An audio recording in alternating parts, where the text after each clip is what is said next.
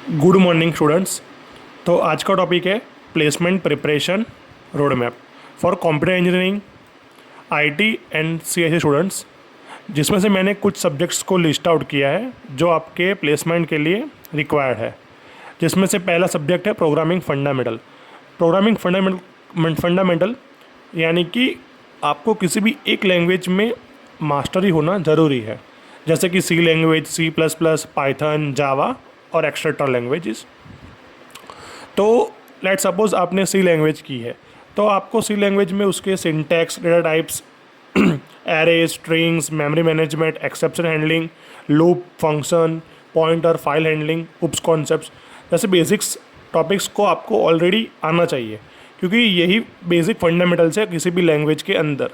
आप कोई भी लैंग्वेज पढ़ाई करें या कोई भी लैंग्वेज सीखें, तो इसमें ये 8 टॉपिक्स को आपको आना बहुत ही ज़रूरी है। इसके बेसिक्स पे ही आपके प्लेसमेंट में आपको क्वेश्चन पूछे जाते हैं बेसिकली। उसके बाद सब्जेक्ट आता है data structure and algorithms. Most of हमारे कोई भी ऐप्स, वेबसाइट या कोई भी कह लीजिए डेटा साइंस, तो वहाँ पे एल्गोरिदम्स एंड डेटा स्ट्रक्चर पहले आता है। डीएसए हमें फाइल्स को कैसे मैनेज करना है सिस्टम के अंदर वो सिखाता है, एंड एल्गोरिदम हमें कैसे उसको इफ़ेक्टिवली फैच करना, रीड करना, उसकी कॉम्प्लेक्सिटी समझना, किसी भी प्रॉब्लम को सॉल्व करना वो सिखाता है। जिसमें से बेसिक टॉपिक्स है टाइम एंड स्पेस कॉम्प्लेक्सिटी, फिर array, string, link list, stacks, Q and linear data structures. फिर नॉन लीनियर में आता है ट्रीज, बीएसटी, ग्राफ्स, हीप्स और नॉन लीनियर डीएसए। फिर सर्चिंग एल्गोरिदम बेसिकली हमें किसी भी चीज़ को सर्च करना है, फाइल को, तो वो यूज़ होता है, जैसे कि binary search, linear search. There are many search algorithms which use in a DSA, but basically we need only this two algorithms for our basic concepts and placement preparation. After that, we need to complete sorting algorithms like quick, merge, heap, bubble, and selection sort algorithms. These all algorithms are used to sort our arrays, items in memory. उसके बाद आता है recursion and back tracking. Recursion मतलब कि हमें किसी भी चीज़ को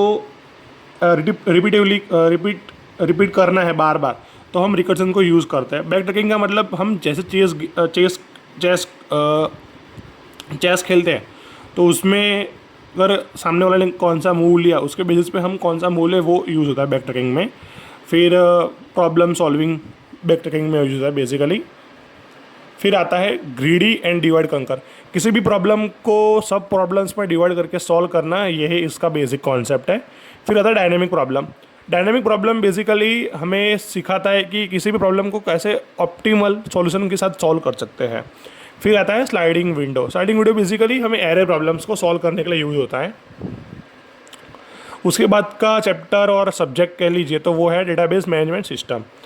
डीबी में बेसिकली हमें जो पढ़ना होता है वो फर्स्ट होती है उसकी लैंग्वेज। एसक्यूएल और नॉन एसक्यूएल दोनों कर सकते हैं। एसक्यूएल बेसिकली हमें query based, table and row wise, column wise होता है, जबकि नॉन एसक्यूएल बेस्ड जो डॉक्यूमेंट बेसिस होता है, जिसमें MongoDB, फायरबेस आता है। डीबी में हमें जो कॉन्सेप्ट्स करने हैं, ER model, normalisation, transactions, indexing, views, ये सब को टॉपिक करना होता है।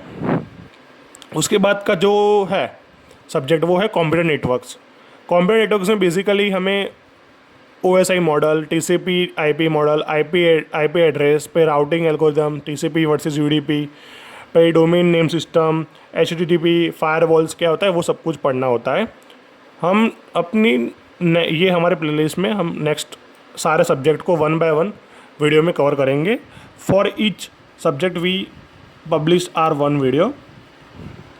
उसके बाद आता है टॉपिक ऑपरेटिंग सिस्टम बेसिकली हम जो यूज़ करते हैं डेस्कटॉप, मोबाइल, तो वो कैसे काम करते हैं, उसके बेसिक्स क्या है वो हमें सिखाता है। जिसमें हमें आता है process management, CPU scheduling, synchronisation, deadlock, memory management, file system. ये हम सब टॉपिक पढ़ेंगे ऑपरेटिंग सिस्टम में।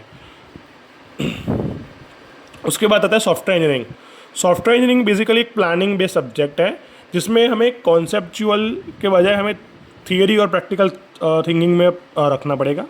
और सॉफ्टवेयर इंजीनियरिंग बेसिकली हमें सिखाता है कि हमें किसी भी प्रोजेक्ट को कैसे ख़त्म करना है, उसको कैसे एग्जीक्यूट करना है, वो सिखाता है, जिसमें हमें बहुत सारे मॉडल्स यूज़ करने होते हैं, फिर विजुअलाइज टूल्स करते हैं, डॉक्यूमेंटेशन कैसे करते हैं, टेस्टिंग कैसे होता है, हमारा वर्जन कंट्रोल कैसे होता है, प्रोजेक्ट मैनेजमेंट कैसे होता है, वो सब हम सीखेंगे। उसके बाद आता है theory of competition.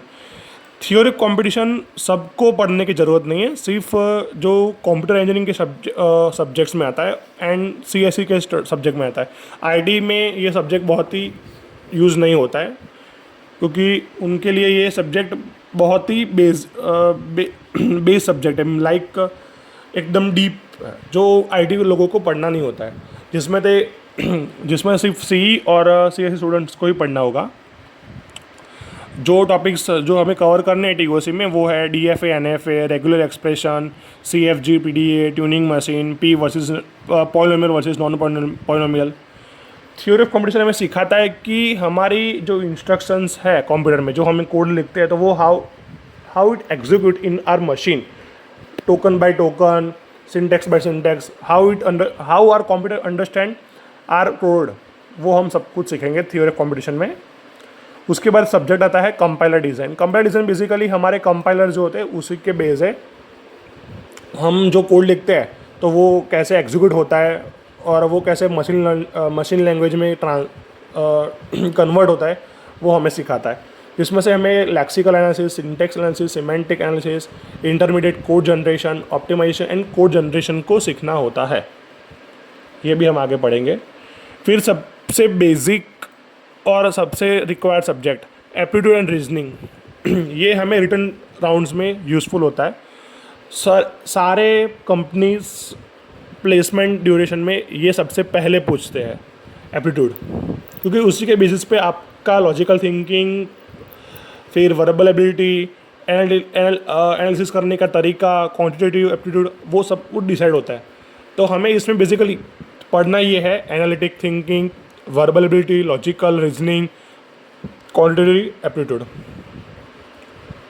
Soft skills, हम किसी भी इंटरव्यू देने जाए तो बेसिकली वहाँ पे आप कैसे परफॉर्म कर रहे हो, आपका कॉन्फिडेंस कैसा है, वो सब कुछ देखा जाता है।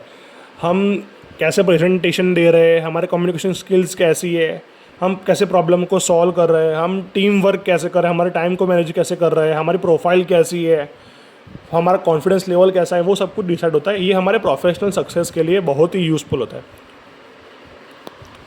Thank you so much guys to watch my video.